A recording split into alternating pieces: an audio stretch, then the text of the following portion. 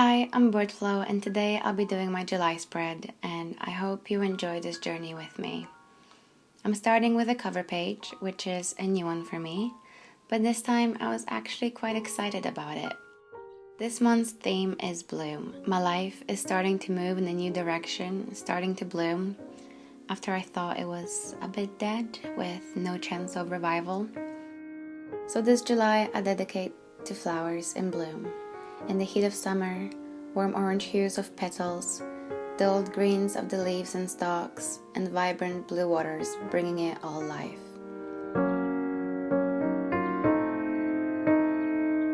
I'm doing a half wreath, and if you need a clean circle, I used a tea mug I was literally still drinking from. So there's no rules for how to get things done that you want to get done.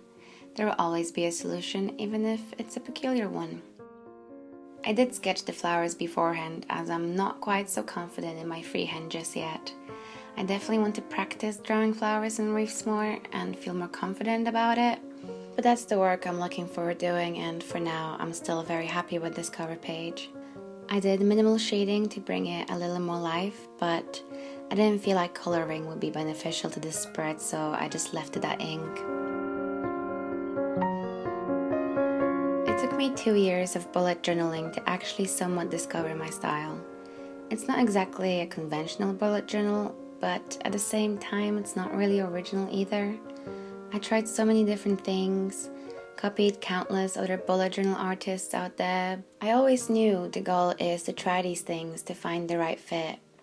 Not in everything, but finding small things I can take away from their work and see how I can interpret them in my own style, or finding what I need from my bullet journal. So don't be afraid to copy, because without experimenting, it's so hard to know what you want from your bullet journal. So get out there and experiment to your heart's content and see what fits, and discard anything you don't need or want. Find what makes you happy with your bullet journal. It will come eventually. And then, when it comes, you will still tweak it some more. Because just as our needs and wants don't stay truly the same, neither will our journal. As much as I didn't want to color my flowers, I still wanted some color on this spread, so I decided to paint the bottom with gouache paint. I blended it out towards the top so I can start off this spread with the right colors and mood. I mixed some oranges and reds and pinks and just started having fun with it, making it a little layered to give it more dimension and interest.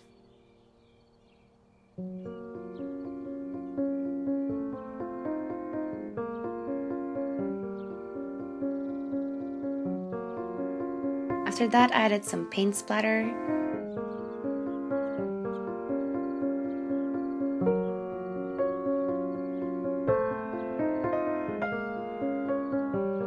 I started off with white, but then decided adding some of the colors I already used in the painting will make it more organic and fun.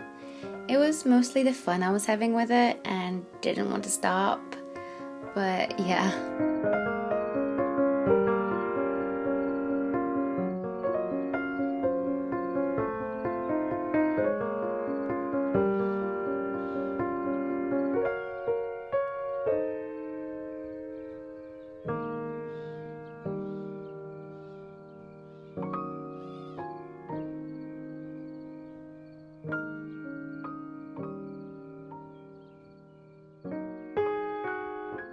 At the end, I added a quote that I feel will encompass this month, which reads, "Happiness radiates like the fragrance from a flower and draws all good things towards you," which is the best way I can imagine to start off this month and remind myself along the way what this month is all about.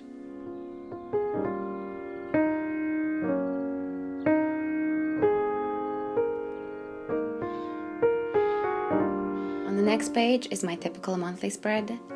I started off with the days of the month, but I don't use these as reminders or important dates. I use them to recap the day.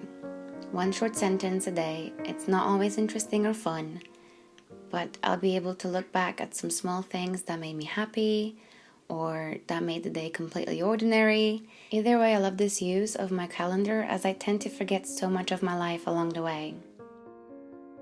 I started playing around with some pictures I wanted on this spread and added another quote, which reads, "Every flower blooms at a different pace," which is something I have to constantly remind myself of as the comparisons are so real and so hard to shake off, but I'm working on it. Next, I have a small goals of the month window, and right next to it is the how I'm going to achieve those goals. I try to keep them simple and not overwhelming so I can actually approach them. These won't be my big goals. They will be smaller stepping stones towards my final goal, which I think is so important to break these down and keep them simple so they're not so scary and they actually feel doable in the span of the month.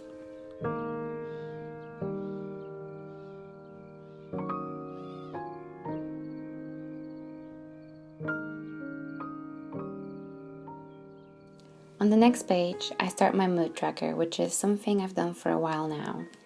I only have 3 moods, so I don't quantify my happiness, which I tended to do when there was more options. If I'm happy, that's all. They are just simple 4-leaf flowers that I'll be filling out with 3 different colors, depending on the day. And at the end of the month, I'll have a little flower field. It's really important for me to keep these, as sometimes a bad day at the end of the month or a week can overshadow every single good day. But I can look back and see how it really was, snap myself out of it, and realize a bad day is not a bad life. To keep track of the daily activities I want or need to do, I write them out in white on the flower picture. I started doing this last month and I absolutely love it. I hated all these trackers I would only use for a few days, and then before I knew it, I hated looking at all the unfilled boxes. This way, I can gently remind myself what I need to do, without criticizing myself over every small missed box. On the right, I'm leaving some empty space, and at the end of the month, I can do a small recap or a reflection on that month. And then I actually fill out my goals. I tend to go back and forth a little sometimes, so don't be surprised when I suddenly turn back a page. I like to add a quote next to my mood tracker to keep myself grounded and not let all these emotions spin me around. Last month it was, "If the ocean can calm itself, so can you. We are both salt water mixed with air." It was an ocean spread theme, of course, but I thought that quote was so beautiful. This month it's, "A flower does not think of competing to the flower next to it. It just blooms." It's these small lessons I can remind myself of when I look at my journal to keep me grounded and to remember what's really important. I wanted to do a drawing at the bottom of my goals, but it was just not working, so I covered it up, twice actually. So it got a little busy with pictures, but I love the scrapbooky feel of it all. I thought like the mood tracker page felt a little empty, so I decided since I want a field of flowers, these flowers will need some grass to grow on. And so I just played around with greens, adding some browns and oranges and reds, so I can see what kind of green I come out with. It actually looks a lot more vibrant on the video than it does in real life, but I love both versions either way. It's just so much fun playing around with water-based paints. Just please always make sure that paint is dry before you move on to avoid a catastrophic disaster. You can also paint on a separate piece of watercolor paper if you don't want to get your pages curled, and then glue that onto the bullet journal itself, but I just went for it and don't mind some curls.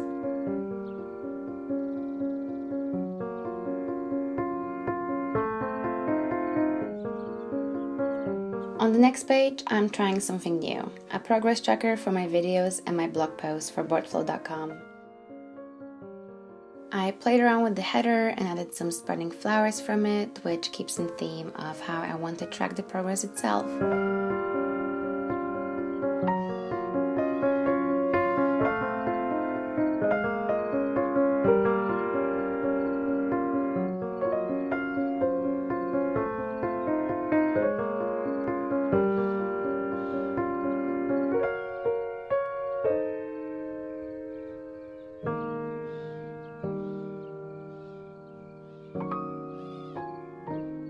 To keep myself motivated, I added some flower pictures and a quote that reads, "The cost of not following your heart is spending the rest of your life wishing you had," which I already know how it feels since I've been meaning to do all this for the past 2 years. Actually, my domain is ready for its 2-year renewal this August. That's how much I procrastinated one thing that I wanted to do so much after taking just one step towards it. So it's time I finally work on it, because I don't want to feel this way for the rest of my life, and this feeling should keep me pretty motivated. It's true when they say that a year from now, or longer, you wished you started that day. So if you have something you want to do so desperately but seem to be frozen, I just recommend you do it. You will be so mad at yourself when you realize you could have been so much far ahead if you've only started when you meant to. But I guess at the same time, I wasn't quite ready for it. Or maybe that's just my excuse. But now I'm ready to follow my dream, and I'm ready to forgive my mistakes.